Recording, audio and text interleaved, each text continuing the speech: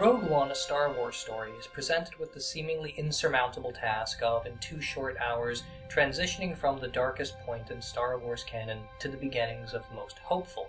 Indeed, if hope is the endgame, then the start of such a transition is the recognition of what hope is in the context of this paradigm shift in favor of the rebellion. Simply put, hope is a construction of speech, and thus rests on a transformative shift in consciousness. Accordingly, Rogue One is a film about the power of hope, but particularly hope as speech and its roots in action, allowing for the alteration of material conditions. Rogue One asks, "What will you become?" revealing an Arendtian approach to speech, action, hope, and revolution. With each newcomer into the world, we are gifted with hope for the future. Thus, an analysis of Hannah Arendt's theory of action reveals concepts of hope, as well as a deeper identity of revolution in Rogue One, which marked a new hope for the Star Wars universe.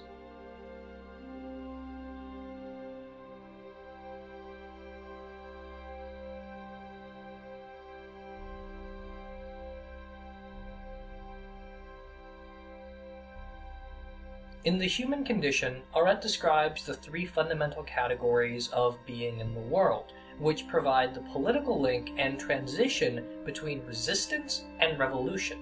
The first 2, labor and work, relate to the condition and maintenance of human life. As Marx attests, before politics, art, or religion, there was material need. Arendt writes, "Laboring activity never comes to an end as long as life lasts. It's endlessly repetitive. In contrast, working ends when the object is finished." These first 2 provide the material commonalities of the human condition. Regardless of circumstance, the need to sustain and maintain life as required is universal. You can stand to see the Imperial flag reign across the galaxy. It's not a problem if you don't look up. Labor is the recognition of life's need to preserve itself. Work is the activity by which this is done. Resistance then connects the 2 by asking how material conditions, as such, resist the propagation of life. Insofar as we work, we resist conditions such as they are. However, our work is merely dialectically opposed to what is. Cassian's killing of an informant is not so much an alteration of materiality as much as it represents how materiality forces his work to operate in a way consistent with the demands of labor. Arendt's third category, action, represents the profound shift in material conditions which can come from each unique identity's reaction to its being in the worldness. The consequence of action is threefold: the disclosure of identity, the affirmation of reality, and the capacity for freedom. Each of these is attributed to action's 2-part structure of freedom and plurality. Freedom is rooted in the capacity to begin. Hence, labor and work relate to action by virtue of human natality. Arendt writes, "The new beginning inherent in birth can make itself felt in the world only because the newcomer possesses the capacity of beginning something anew, that is, of acting. The very notion of life requiring sustenance and maintenance comes in conjunction with the capacity to begin, what Arendt calls the vita activa. Thus, the plurality of action states such laboring, working, and acting cannot be done in isolation. Each birth in the world affirms both the human condition shared by all, as well as the unique distinction of each newcomer's identity. Action, as opposed to labor and work, is the only arena in which identity can be expressed, as Arendt's invocation of Dante attests. Rogue One features a tripartite relationship to action. In the first, Galen's representation of natality; in the second, Jin's unique affirmation of the human condition; and in the third, the rebellion as plurality. Galen, in particular, operates entirely under the assumption of action as identity disclosure. Galen's plan is unique to his situatedness as the head engineer of the Death Star. The plan rests on his position and his assumptions regarding the potentiality of his daughter, both as Stardust and Jin. The thematic line is dependent on what we call ourselves, demonstrated by the name of the Death Star plans, and how our unique presence alters material conditions. This, in the second, affirms Jin's uniqueness as rooted in her relationship to her father. In essence, while in circumstances she has no part in choosing, her uniqueness forces alteration. The rebellion is then positioned on a line between resistance and revolution. As it stands, it plays to the labor-work dynamic. We don't all have the luxury of deciding when and where we want to care about something.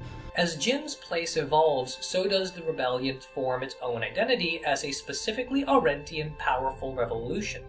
Cassian's spy mission transforms into a full-scale assault on an Imperial facility, defined uniquely by the promise of Galen and Jin's plan to destroy the Death Star, a plan only possible due to their entrenched conditions. Action's part in highlighting the individual identity as well as the commonality of the human condition requires the intermediary of language. Action and speech are so closely related because the primordial and specifically human act must at the same time contain the answer to the question asked of every newcomer: who are you? The concept of who, uniquely associated to action, is distinct from the concept of what, associated with labor and work. Speech operates as giving meaning to action. Action without speech is both meaningless and loses the ascription of agency required of acting in the first place. Though cut from the film, Saw questions Jin, "What will you become?" In particular, we are left to question who Jin is, who the rebellion is, and who Galen is at every step of the film's evolution. Traditional film action is replaced here with dialogue-centric beat changes. Krennic to Galen, Cassian to Jin, Jin to Saw, Galen to Jin, Jin to the rebellion, and Rogue One to Leia. With almost comedic literality, even the film's finale is Jin attempting to transmit a message. The action of the piece operates little on physical tasks needing accomplishing, blowing up the Death Star or killing the Emperor, and more on very pointed conversations with grave consequences. Identities here are intermixed with the dramatic action and the circumstances which cultivate them. Speech as action places emphasis on the content of the speech. The question of our birth, "Who are you?" gains its value in direct relationship to the answer, as this is what affirms, creates, and alters identity, materiality, and freedom of action. Thus, Rogue One structurally places the tension not on what happens so much as how speech directs happenings. The power of the film is in the particular kind of speech known as hope.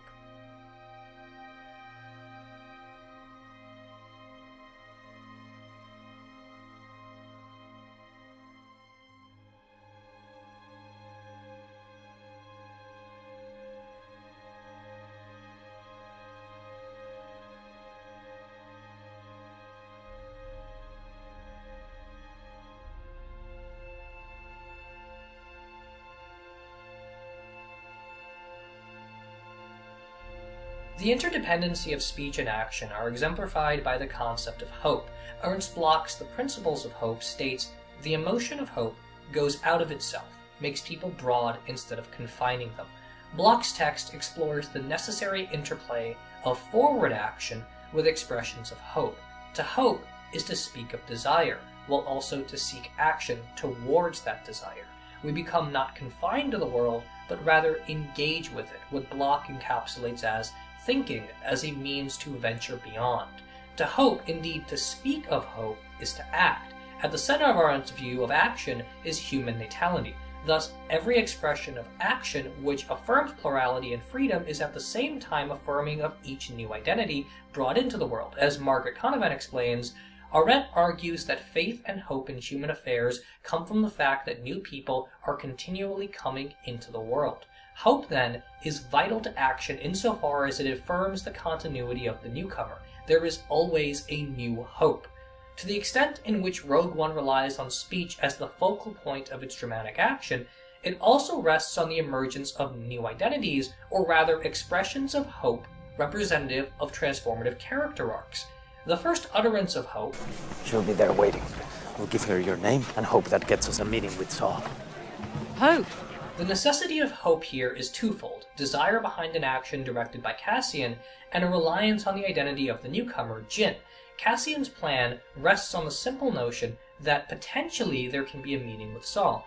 That meeting is entirely dependent on who Jin is and her unique relationship to both the rebellion in terms of cooperation and Saul in terms of history. Hope is once again the quintessential motivation for action during the lead-in of the final act. You need to capture the Death Star plans if there's any hope of destroying it. You're asking us to invade an Imperial installation based on nothing but hope. The dynamic is reversed here in that the questioning of hope is no longer Jin's, but its invocation is. Hope through speech, representative of action, becomes the arc. The finale is also a transformation or affirmation of the identity of the rebellion. Both scenes referenced here end with the proclamation, "Rebellions are built on hope." Up to this point, the rebellion acts strongly within a labor-work dynamic, resisting rather than venturing beyond the Empire's grip. The notion of hope is thus a rallying of their forces to act in concert rather than merely to act. They express a particularly Arendtian notion of power.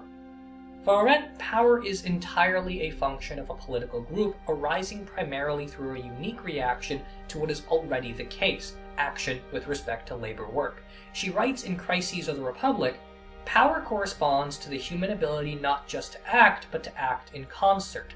Power is never the property of an individual. It belongs to a group and remains in existence only so long as the group keeps together." The transformation of the rebellion, in part demonstrated by its acceptance of hope, is the cohesion of its identity against the Empire. While the first half of the film features secrets, such as Cassian's real mission to kill Galen, it is the acceptance of their dependence on each other and their collective hope that allows for their successful attack on the Empire. Even in the death of the Rogue One crew, hope as this type of action was not doomed to, as Sartre says, absolute inevitable failure, and the identity of the rebellion carried on. Arendt writes, "Crucial then to any understanding of revolutions in the modern age is that the idea of freedom and the experience of a new beginning should coincide. If labor is, as Arendt characterized, endlessly repetitive, then actions tied to natality and beginning presents an endlessly repetitive ability to disclose oneself in unexpected ways. It is in the nature of beginning that something new is started which cannot be expected from whatever may have happened before. This character of startling unexpectedness is inherent in all beginnings and in all origins. Revolutions are an attempt to find new political space through the expression of unique political identity. In Arendt's labor-work action structure, the state of being in the world is perpetually capable of change. Each expression of action is an expression of unique identity. However, these identities are still tied to the commonalities found in life through the need for labor and work. The emergence of a revolution is a consequence of action's need for both plurality and freedom in relation to sustenance of life. Thus, Rogue One's question of what will you become and can you stand to see the Imperial flag reign across the galaxy are answered in concert with the Arendtian question, who are you? They become hope. They cannot stand the flag of the Empire. In short, they are a revolution that endlessly renews hope to alter the conditions that would see to their extinction.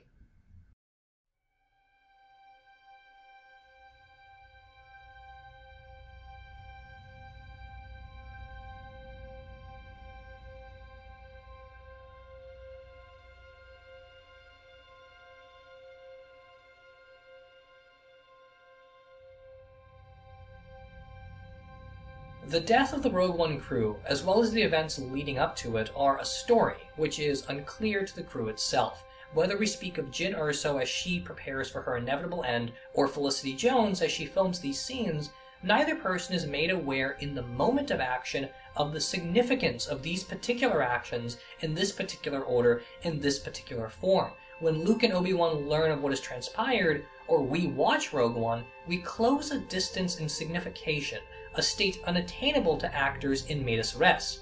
To anyone familiar with the Star Wars franchise, the demands placed on the political community by the narrative of Rogue One as history are clear, less so when discussing the demands of Rogue One as film.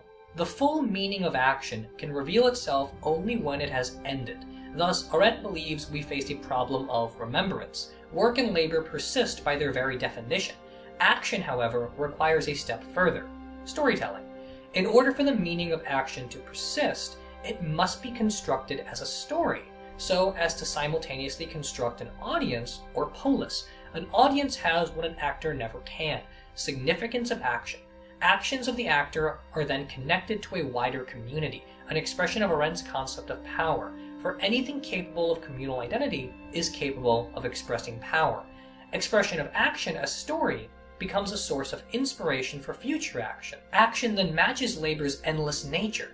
For the rebellion in subsequent chapters of Star Wars, the actions of the Rogue One crew demonstrate this relationship to story because the significance of the Death Star plans are clear. For Rogue One as a film, the demand expresses itself not as a literal search for schematics, but for common political identity, power, and hope in opposition to fascistic systems. As a film, Rogue One, as well as all art, is an extension of our reality. Just as Saw asks Jin, he asks us, what will you become?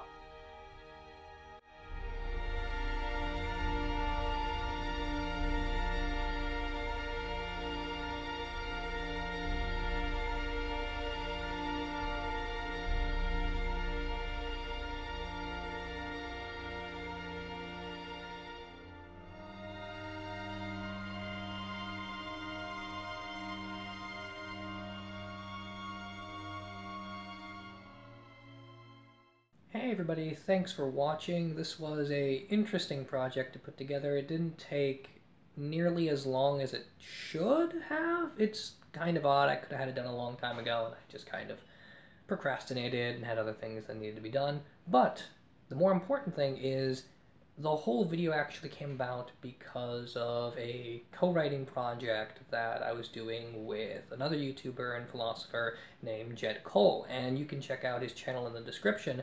He and I were thinking of talking about something like this, and we both came to the idea of talking about hope and speech in Rogue One, and as we were both writing our portions of it, we discovered we just kind of had two very different styles, two very different philosophical foundations, and so they became more separate pieces that are thematically related. And so you can check out his video in the description. We're uploading them at the same time, so you can bounce from one to the other and get two very different, very interesting perspectives on a very similar idea. His video is absolutely fantastic. He's a really, really smart guy. He even has a paper on Rogue One that is a portion of his video is basically taken from that paper he wrote, and it's also absolutely brilliant. So definitely check that out. And as always, check out all the links in the description and in the video here for my Twitter and my Patreon and the rest of the videos I'm doing. No announcement or anything as to what's next. I will say Blade Runner 2049 has been in my head, but I don't know if that's feasible to do until that movie hits Blu-ray or digital or something, so I can have like an HD copy of it. Thanks everybody for watching, and I will see you next time.